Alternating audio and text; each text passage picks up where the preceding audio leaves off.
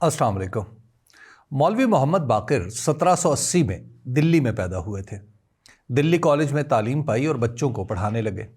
دلی college میں ہی استاد رہے، تحصیلدار ہوئے۔ اس زمانے کے حساب سے جو کچھ زندگی گزارنے کے لیے کیا جا سکتا تھا کرتے رہے۔ 1830 کی دہائی میں ایسٹ انڈیا کمپنی نے مقامی اخبارات چھاپنے کی اجازت دی تو انہوں نے دلی سے ہی 1836 کے آخر میں ہفت روزہ نکالا جس کا نام تھا دہلی اردو اخبار۔ اس اخبار میں انہوں نے حضور والا کے عنوان سے ڈوبتی ہوئی مغلیہ سلطنت کے مرکز لال قلعہ کی سرگرمیاں بتانا شروع کیں اور صاحب کلاں کے عنوان سے کمپنی بہادر کی خبریں دینے کا آغاز کیا۔ اس اخبار میں خبروں کے پہلو بپہلو بادشاہ بہادر شاہ ظفر، ابراہیم ذوق اور غالب کا کلام بھی چھپا کرتا تھا، بلکہ دلچسپ بات ہے کہ مرزا غالب کی جوئے کی وجہ سے گرفتاری کی خبر بھی اسی اخبار نے دی تھی۔ یہ اخبار خوب پھلا پھولا اور اس نے ہندوستان میں اردو صحافت کی بنا رکھ دی۔ 1857 میں جنگ آزادی کا آغاز ہوا تو مولوی محمد باقر کی صحافت نئی بلندیوں کی طرف چل نکلی۔ انہوں نے کھل کر مجاہدین آزادی کا ساتھ دیا۔ ان کے اخبار میں دلی سے باہر ملتان تک کی خبریں چھپنے لگیں۔ جب کمپنی بہادر نے ہندو مسلم اختلافات کو ہوا دینے کی کوشش کی تو مولوی محمد باقر میدان میں آئے اور پر اثر مضامین لکھ کر دونوں کو متحد رکھنے کی کوشش کی۔ جنگ آزادی میں ایسٹ انڈیا کمپنی فاتح ہوئی تو اگلے روز ہی مولوی محمد باقر کو گولی مار دی گئی اور ان کی جائیداد ضبط کر لی گئی۔ خاندان قسم و پرسی کی مثال بن گیا۔ ان کے صاحبزادے محمد حسین آزاد چھپتے چھپاتے پہلے لکھنؤ اور پھر لاہور چلے گئے۔ مولوی صاحب ہندوستان کے صحافیوں کے سرتاج ہوئے اور کچھ عرصے بعد ان کے صاحبزادے محمد حسین آزاد نے آب حیات جیسی کتاب لکھ کر اردو ادب میں اعلیٰ مقام حاصل کیا۔ مولوی محمد باقر نے اپنے لیے جو راستہ چنا بر صغیر کے صحافیوں کا راستہ بھی وہی ٹھہرا۔ ان کے بعد اگلے 90 سال تک ہندوستان کی آزادی کے لیے صحافی اپنی بساط کے مطابق قربانیاں دیتے رہے۔ انگریزی راج نے یہ مہربانی ضرور کی کہ کسی کو گولی مارنے سے گریز کیا، لیکن ناپسندیدہ صحافیوں کے لیے قید و بند، مقدمے اور معاشی تباہی کی سزائیں تجویز کرنے سے کبھی گریز نہیں کیا۔ ظفر علی خان اور محمد علی جوہر جیسے لوگوں نے صحافت کا پیشہ اختیار کیا، پابند سلاسل ہوئے، گھر بار تباہ کرایا، کئی بار قرقیوں کی نوبت آئی مگر ڈٹے رہے۔ 1947 میں ہندوستان اور پاکستان آزاد ہوئے تو خیال تھا کہ اب تو اظہار و ابلاغ حق کے لا ینفک ہوں گے۔ ابتدائی چند مہینے تو ایسے ہی چلے کہ استعماری قوانین موجود تھے مگر استعمال میں نہیں تھے۔ اس کے بعد پھر وہی سلسلہ شروع ہو گیا جو انگریز دور میں تھا۔ صحافیوں پر بغاوت سے لے کر شراب پینے تک ہر قسم کے مقدمے بنے، اخبار بند کیے گئے، حکومتوں کی قصیدہ گوئی دربار تک رسائی کا وسیلہ بن گئی اور حق گوئی باعث پریشانی و مشکل۔ پاکستان میں صحافت پیشہ نہ رہی بلکہ دیوانگی ہو گئی۔ کچھ ہی آشفتہ سر تھے جو اس میدان میں آبلہ پائی کرنے آ نکلتے تھے۔ 14 اگست 1947 سے لے کر آج تک تقریباً سبھی نمایاں صحافیوں نے حکومتی دباؤ پر نوکری سے نکالے جانے سے لے کر کوڑے کھانے تک کچھ نہ کچھ ضرور بھگتا ہے۔ یکے بعد دیگرے آنے والی حکومتوں کی سرگرانی اور اسٹیبلشمنٹ کے مسلسل بدلتے خیالات کی وجہ سے پاکستان میں محتاط صحافیوں کے لیے بھی اندازہ کرنا مشکل ہو گیا کہ کون سی لکیر ہے جس کے قریب آنے پر رخ نازک مزاج شاہاں بگڑ جاتا ہے، اور کون سی حد جس کے نزدیک پھٹکنے سے صحافی زیر عتاب آ سکتا ہے۔ اس ماحول میں وہی لوگ پنپے جن میں ہر حکمران کے خیالات کے ساتھ ڈھل جانے کی صلاحیت تھی۔ کسی نے دستور بنایا تو اس کی عظمت کے قائل ہو گئے، اور کسی نے دستور توڑا تو اسے امیر المومنین قرار دے دیا۔ حق اظہار ملا تو اسے عطا سمجھا، آزادی چھین لی گئی تو اسے نعمت جانا۔ اس رویے کے حامل صحافی پاکستان میں ہی ایجاد ہوئے اور خوب پھلے پھولے۔ جب مولوی محمد باقر جان دے رہے تھے تو اس وقت بھی ایسے موجود تھے جنہیں ایسٹ انڈیا کمپنی کے فیوز و برکات الہام ہو رہے تھے، مگر ان کا ذکر تاریخ میں ہے نہ تذکروں میں۔ بھارت آزادی صحافت کے لیے پاکستان سے کچھ بہتر ملک تھا، پھر بھی وہاں پسندیدہ اور ناپسندیدہ صحافیوں کی فہرستیں موجود رہیں۔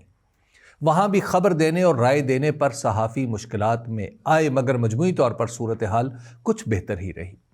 جیسے جیسے RSS اور بھارتیہ جنتا پارٹی کی پذیرائی بڑھی، ویسے ہی صحافت میں وہی رجحانات آتے چلے گئے جو پاکستان میں چل رہے تھے۔ مودی حکومت نے تو پچھلے 10 برسوں میں صحافت کو باقاعدہ لگام ڈال کر اس پر سواری شروع کر دی۔ ہندتوا جیسے نسل پرستانہ نقطہ نظر کو فروغ دینے والے اچھے صحافی سمجھے جانے لگے اور حقائق دکھانے والے ماتوب ہو گئے۔ بات یہاں تک بڑھ گئی کہ حکومت کے بیانیے سے ذرا سی مختلف بات ہو تو کہنے والا غدار اور نہ جانے کیا کچھ قرار دیا جاتا ہے۔ اب تو یوں لگتا ہے جیسے بھارتی میڈیا کا اصل ہدف عوام کو حقائق سے باخبر رکھنا نہیں بلکہ انہیں جذباتی اور نفرت انگیز بیانیے میں الجھائے رکھنا ہے۔ پاکستان، چین یا مسلمانوں کے خلاف کوئی بھی بیان دے کر میڈیا میں ہیرو بننا آج کے بھارتی اینکرز کا مشغلہ بن چکا ہے۔ دنیا میں صحافیوں کا ایک ادارہ ہے رپورٹرز وداؤٹ بارڈرز، یعنی سرحدوں کے بغیر رپورٹرز۔ یہ ادارہ ہر سال اپنی رپورٹ جاری کرتا ہے جس میں ملکوں کی درجہ بندی وہاں صحافت کی آزادی کی بنیاد پر کی جاتی ہے۔ سال 2025 میں جاری ہونے والی اس درجہ بندی میں پاکستان 180 ملکوں میں سے 158 اور بھارت 151ویں نمبر پر ہے۔ دونوں ملکوں کے بارے میں یہ تنظیم بتاتی ہے کہ یہاں صحافیوں کے حالات سنگین ہوئے ہیں۔ دلچسپ بات ہے کہ پاکستان میں صحافت 2022 کے بعد سنگینی کا شکار ہوئی ہے اور بھارت میں 2023 کے بعد، ورنہ دونوں ملک کچھ فرق کے ساتھ آگے پیچھے ہی چلتے رہے ہیں۔ اس رپورٹ کے مطابق بھارت میں صحافیوں کی مشکلات اس لیے بڑی ہیں کہ مودی حکومت کے قریبی دولت مندوں نے زیادہ تر صحافتی ادارے خرید لیے ہیں، جبکہ پاکستان میں صحافیوں کے لیے حکومت نے حالات مشکل بنا دیے ہیں۔ پچھلے 3 سال سے جاری حکومتی سختیوں کے باوجود آج بھی پاکستانی صحافت میں اتنا دم خم ہے کہ اس نے بھارت کے عملی طور پر سرکاری قبضے میں جا چکے میڈیا کا مقابلہ سوشل میڈیا پلیٹ فارمز پر یوں کیا کہ دنیا نے دیکھا۔ بھارتی حملے کی دھمکیوں کو پاکستان کے نوجوانوں نے ٹک ٹاک ویڈیو کے ذریعے لطیفہ بنا دیا۔ یہ وہی نوجوان ہیں جنہیں سیاسی پوسٹ بنانے پر پاکستان میں دھمکیاں سننا پڑی۔ پاکستان میں ایکس یعنی ٹویٹر پر پابندی ہے، مگر پیشہ ور صحافیوں اور عام لوگوں نے وی پی این کے ذریعے اسے استعمال کیا اور بھارت کو مدلل جواب دیا۔ وہ صحافی جن کے بینک اکاؤنٹس کی حکومت نہ جانے کیوں پڑتال کر رہی ہے، منطق اور دلیل سے بھارت کی جارحیت پر مائل میڈیا کا مقابلہ کر رہے ہیں۔ بھارت نے ان کے سوشل میڈیا اکاؤنٹس بلاک کروا کر یہ سمجھا کہ اب یہ لوگ خاموش ہو جائیں گے، لیکن منطق اور دلیل سے کی جانے والی بات نے بھارت میں بھی جگہ بنا لی۔ اب وہاں پاکستان کے یوٹیوب چینل اسی جتن سے دیکھے جاتے ہیں جس جتن سے پاکستان میں ٹویٹر دیکھا جاتا ہے۔ پاکستان کی صحافت اس وقت مشکل ترین دور سے گزر رہی ہے۔ مجھے کئی صحافیوں نے ذاتی طور پر کہا کہ اگر نوجوان ہوتے تو یہ پیشہ ہی چھوڑ دیتے، کیونکہ اس کام کے خطرات اب صحافی کی ذات تک ہی محدود نہیں رہے بلکہ گھر والوں تک پہنچ رہے ہیں۔ اپنا گریباں تو چاک ہو ہی جاتا ہے، مگر خاندان والوں کے دامن تک کوئی ہاتھ پہنچے تو بڑے بڑے کمزور پڑ جاتے ہیں۔ مگر آفرین ہے ان لوگوں پر جن کے سروں میں اس ملک سے محبت کا سودا سمایا ہوا ہے، اپنا سبھی کچھ داؤ پر لگا کر اپنی سلیبیں کاندھوں پر اٹھائے، ہاتھوں میں قلم، کیمرہ، مائک لیے اپنا کام کیے چلے جا رہے ہیں۔ مولوی محمد باقر کا نام اس لیے روشن ہے کہ انہیں مارنے والے ان کے ہم وطن نہیں تھے۔ ہم اس لیے گمنام ہیں کہ اپنے ہم وطنوں کے نشانے پر ہی رہتے ہیں۔ دنیا میں 3 مئی یوم آزادی صحافت کے طور پر منایا جاتا ہے۔ یہ دن ان لوگوں کی یاد تازہ کرتا ہے جنہوں نے آزادی صحافت کے لیے جدوجہد کی ہوتی ہے۔